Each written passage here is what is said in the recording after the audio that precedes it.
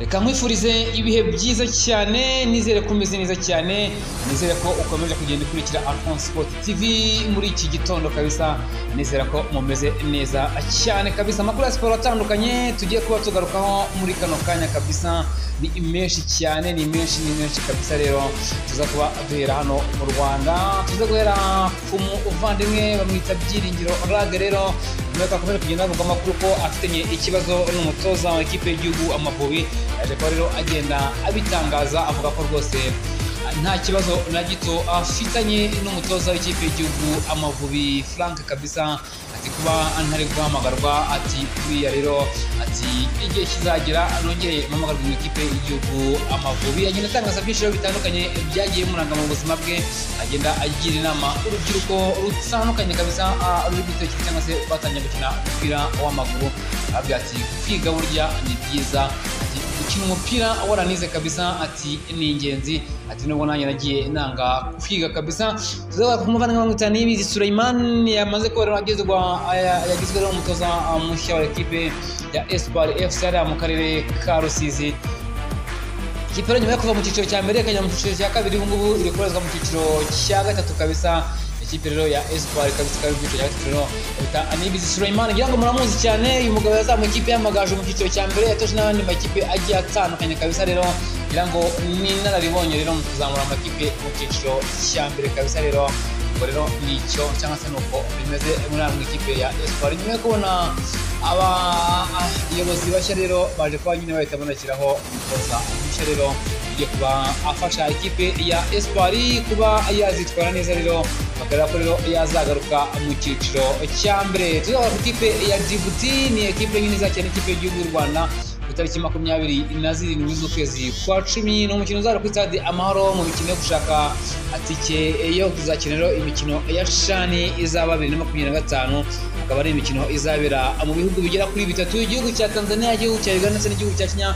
Rero kizakina rero imikino y'igikombe cya CHAN, igikombe cya Afurika kibera nyine ku mugabane wa Afurika. Birumvikana mu makipe nyine abakinnyi baba bakina mu mashampiyona yabo ndetse no ku mugabane wa Afurika. Rero akaba ari uko bizaba rero byifashe muri rusange. Tuzagaruka mu makuru menshi agiye atandukanye, tuze kunyarukira muri UEFA Champions League. Imikino ya UEFA Champions League rero ikomeje ku mugoroba, ikipe ya Real Madrid iza kuba yandagaza ekipe ya Borussia Dortmund, batsinda ibitego bigera kuri 5 byose kuri 2, bashijwe rero na Vinicius Junior kabisa watsinzemo hat-trick, yatsindemo ibitego bigera kuri 3. Tuzakora kuri uyu mukino, nyamara mu gihe rero ikipe ya Borussia Dortmund mu gice cya mbere cyarangiye ifite ibitego 2-0 mu ekipe ya Real Madrid. Ekipe ya Arsenal ku mugoroba nayo yitwaraga neza cyane, itsinda igitego 1-0 sinanga ikipe rero ya Shakhtar Donetsk. Igitego umuvandimwe wa Shakhtar Donetsk yaje kuba ayitsinda,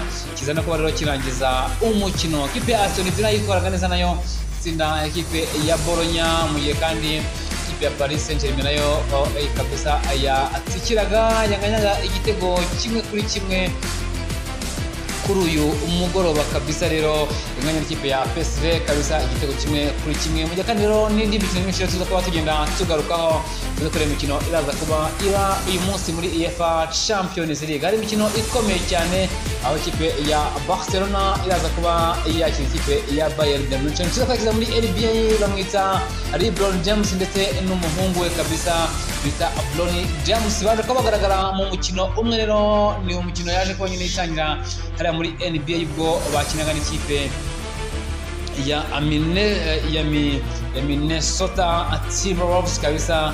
Rero bayitsindaga amanota 110%, baza kuba bahurira mu mukino umwe, akaba rero rwose kabisa ari ibintu byiza cyane, akaba rwose rero ari amateka yakomeje kuba n'ubundi nyine agenda yandikwa. N'andi makuru menshi atandukanye ababwira rero tujye kuba tugarukaho 5 hano kuri Alphonse Sport TV. Icyo nakubwira wowe, komeza ukore subscribe kuri Alphonse Sport TV, maze kabisa tujye tubana mu biganiro byacu byinshi bigiye bitandukanye kabisa, turebe byinshi kabisa bikomeje kugenda bivugwa muri rusange.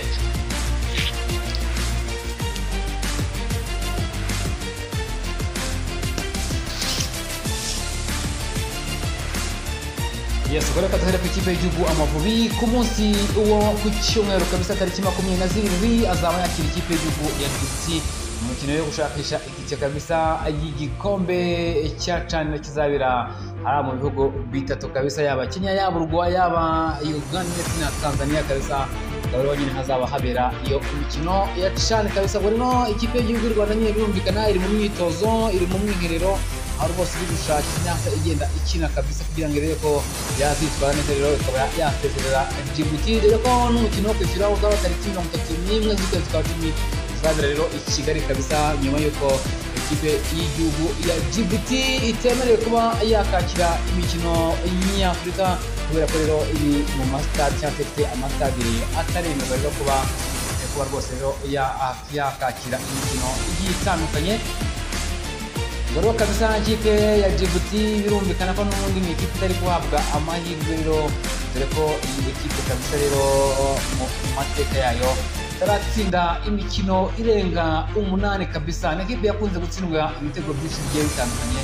Rero kabisa ikipe y'igihugu ya Djibouti i Kigali nizera ko rwose no kubatsinda ibitego kabisa byinshi cyane kabisa. Ngira ngo nta kirebuzo gihari, ikipe y'igihugu y'u Rwanda iramutse itsinzwe n'ikipe y'igihugu ya Djibouti byaba ari igisebo gikomeye cyane kabisa. Ubwo rero kandi twerekeze ku ikipe ya Espoir yamaze kuba ibona umutoza mushya bamwita Niyibizi Sulaiman kabisa, akaba yamaze kuba nyine aramutswa ikipe y'abavandimwe ya Espoir Football Club, ikipe yari mu karere ka Rusizi kabisa. Ngira ngo ku munsi w'ejo rero tariki 22 kwa 2024 baze ikipe ya Espoir FC ibarizwa mu karere ka Rusizi batangaje ko Niyibizi Sulaiman rero wasinye amasezerano y'imyaka 2 atoza ikipe rero ibarizwa mu cyiciro cya gatatu. Niyibizi Sulaiman yahawe akazi katoroshye kabisa ko kuzaba nyine azamura akagera mu cyiciro cya kabiri cyahozemo kabisa, rero ubundi rero akagerageza no kuba rero yayigarura mu cyiciro cya mbere. Niyibizi Sulaiman yabonye akazi ko gutoza Espoir nyuma y'ibiganiro byari bimaze iminsi rero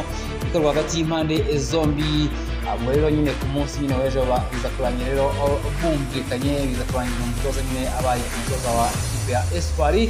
Muri Espoir FC rero Niyibizi Sulaiman azungizwa na Agrispe uvukana na Shizirungu Iberi Bebe wansira amateka mu ikipe y'igihugu kabisa y'u Rwanda. Mu gihe rero umutoza wogezamu ari Ishimwe ari uzwi nka Mabula kabisa, akaba rero bazaba rero kabisa bahatana hari mu ikipe y'igihugu mu ikipe ya Espoir Football Club. Kugira ngo rero ikipe ya Espoir Football Club ni ikipe iri guhatana mu cyiciro cya gatatu kugira ngo rero ko yazamuka nyuma y'uko bashyizeho abayobozi bashya kabisa. Rero abayobozi bashya kabisa rero bazaba baza ku ikipe ya Espoir ngo barebe ko bayizahura, barebe ko nibura yazagira aho igenda igera kabisa. Ubwo rero icyo bivuze ni ikintu uko uyu Niyibizi Sulaiman kabisa wazamuye amakipe agiye atandukanye, nawe rero agomba kuzaba nyine agenda yigaragaza cyane kabisa muri rusange. Twerekeze kumva n'amwita Byiringiro Lage rero bamaze kubahakana ko nta kibazo afitanye n'umutoza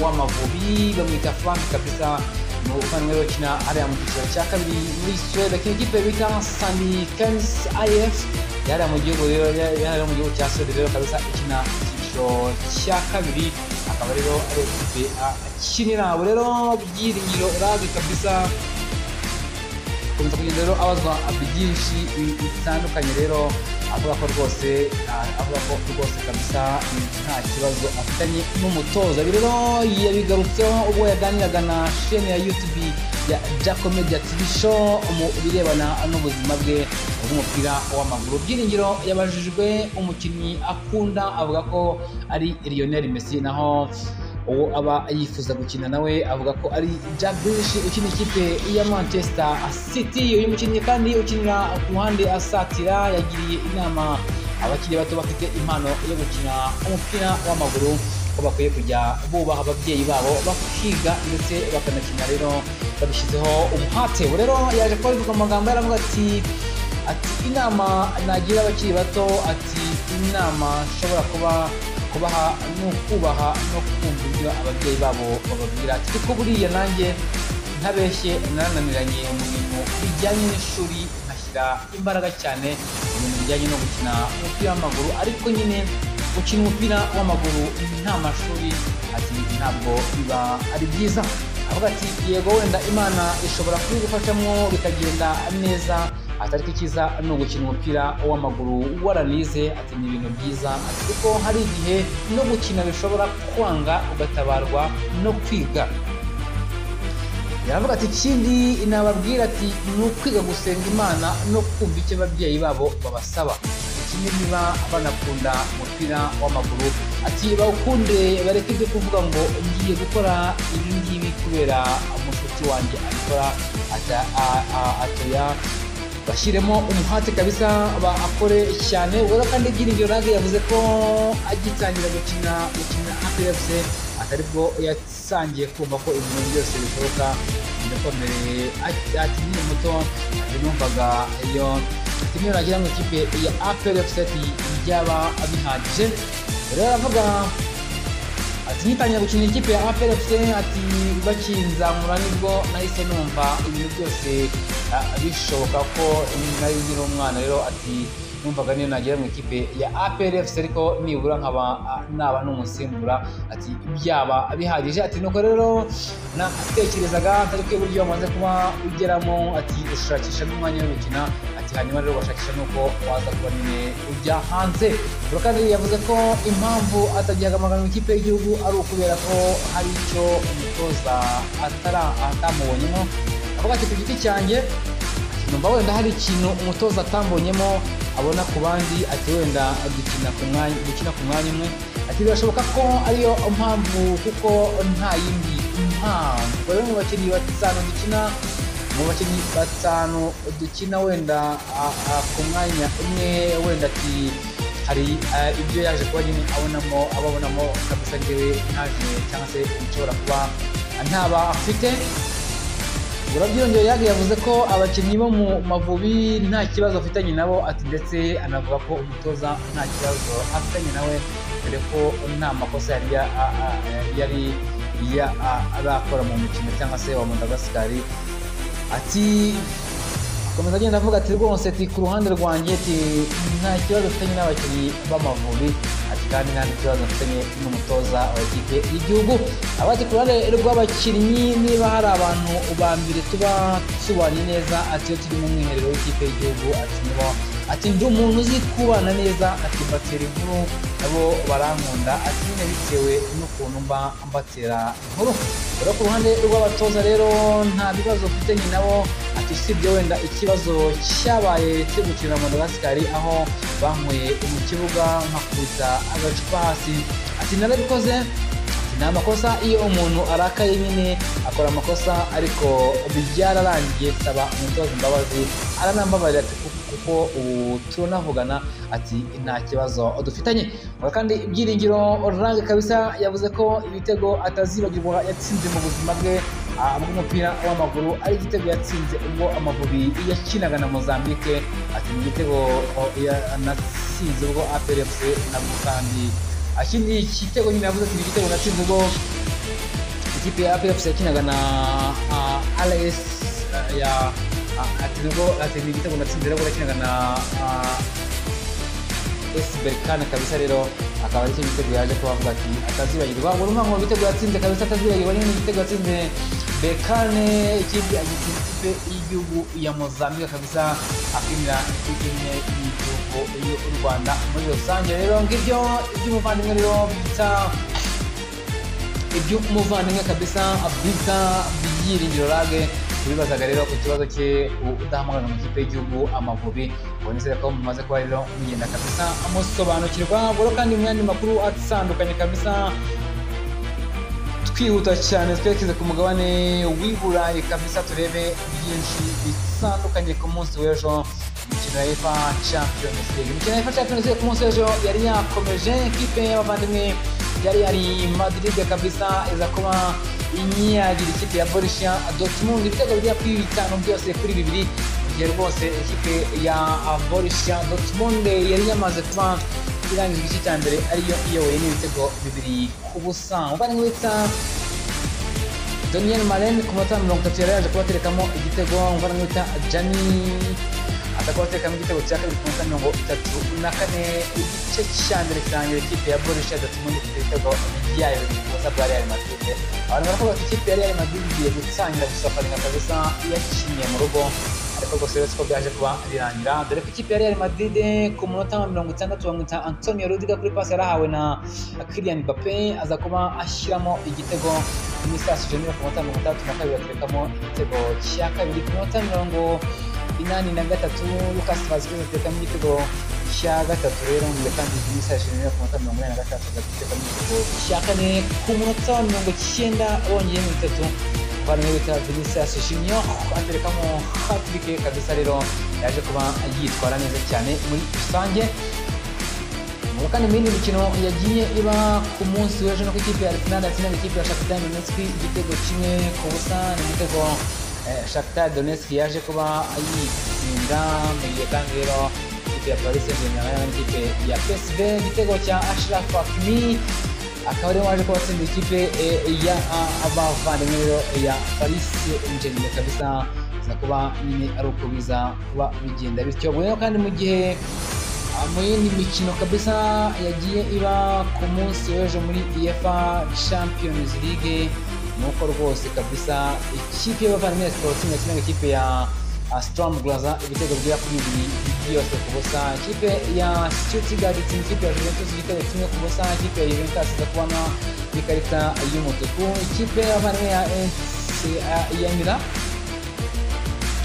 ibitego bitatu kuri kimwe itsinda ikipe rero ya Club Brugge kabisa bakaba rero batsinda ibitego bigera kuri bitatu byose rero ku busa mu kandi ikipe rero ya abavandimwe rero kabisa ikipe y'abavandimwe rero ya Aston Villa itsindaga Bologna ibitego bigera kuri bibiri byose ku busa rero iza kuba rwose yitwara neza naho ikipe ya Bayern Munich kabisa rero hariya mu rugo ariko ikipe ya Bologna ibatsinda ibitego bibiri ku busa no ku ikipe ya Aston Villa ikipe kugenda yitwara neza cyane muri iyi minsi kabisa ubona ko ni ikipe ifite gahunda ubwo kandi mu gihe kandi ikipe ya Girona yatsindaga ikipe ya Slovan Bratislava ibitego bibiri ku busa rero mu gihe kandi ikipe ya Monaco yatsindaga ikipe ya Crevena ibitego bitanu byose kuri kimwe kuri uyu munsi hari match zitandukanye ikipe ya Atlanta iraza kuba ikipe ya Sevilla ku saa 12:45 ikipe ya Brest